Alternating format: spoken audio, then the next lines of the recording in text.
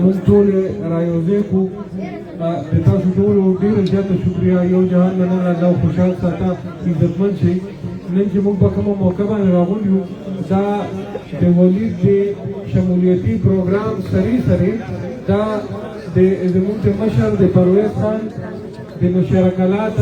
الیکشن نه پس پهله راتګ دی او پهله پروګرام دی او زه تاسو د مینې جذبې په سلام پیش کوم چې تاسو دومره په مینه باندې ټول راغونډ شوي یئ او زموږ مشر ته مو دومره عزت ورکړی دی الله ټول خوشحال تاسو ټولو ته پته ده چې الیکشن وشو کیسې راغونډې شوې هر کله چې یو میدان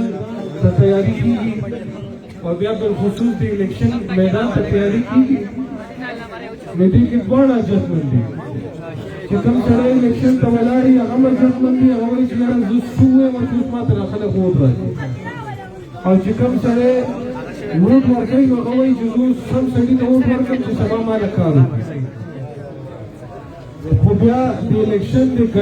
ګټلو یا د بایللو نه پس چې کومې نو حقایق مخامخ راشي نن د الیکشن څلور پنځه میاشتې شو د الیکشن پنځه میاشتې شو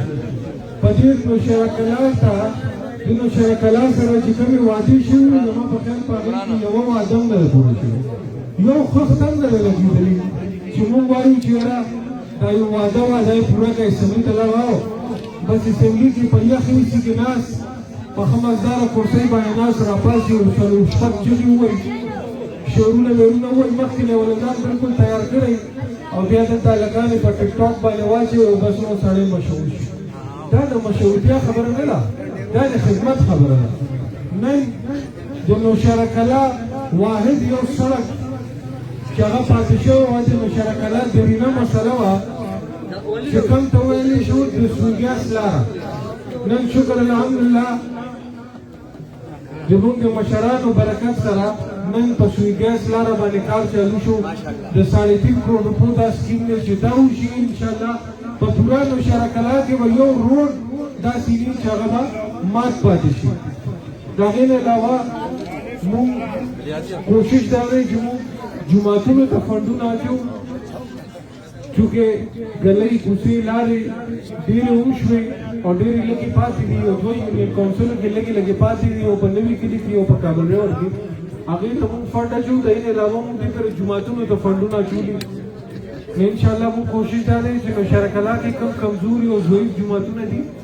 نو په دې فیز کې به انشاءالله موږ هغې ته فنډ اچوو چې موږ به هغه جوماتونه به انشاءالله نوي کوو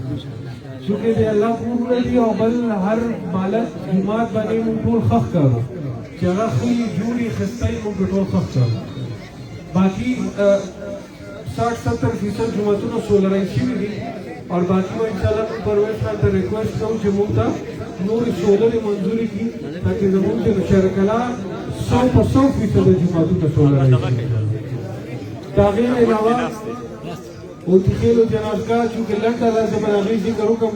د اوتیخیلو جنازګاه د ما پلار په خپل ژوند جوړه کړې وه خو هغې کې چونکې لږ معمولي مرمت پاتې و ځمکه دیوال وایټ واش پاتې و هغې ته 25 लाख روپۍ کېښودې انشاءالله یو میاشت وروسته چې باید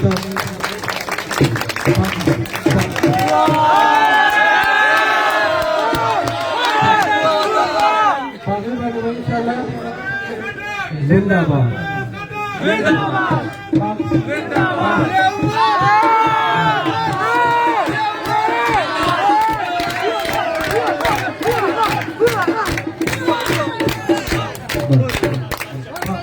باندې باندې انشاءالله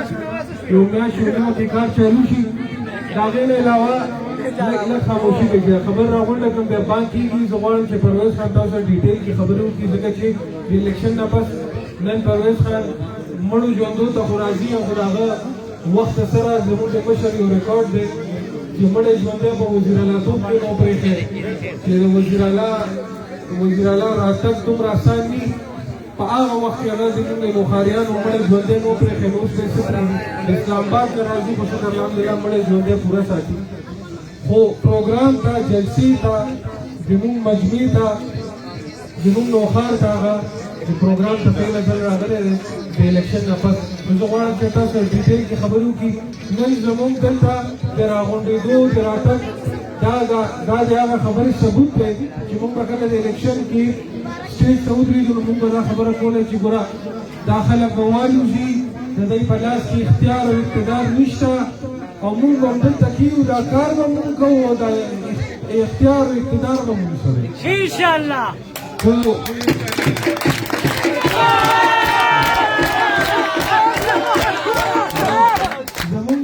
زموږ چې کوم وس دی لاره کوڅه نالۍ یو مې ډېر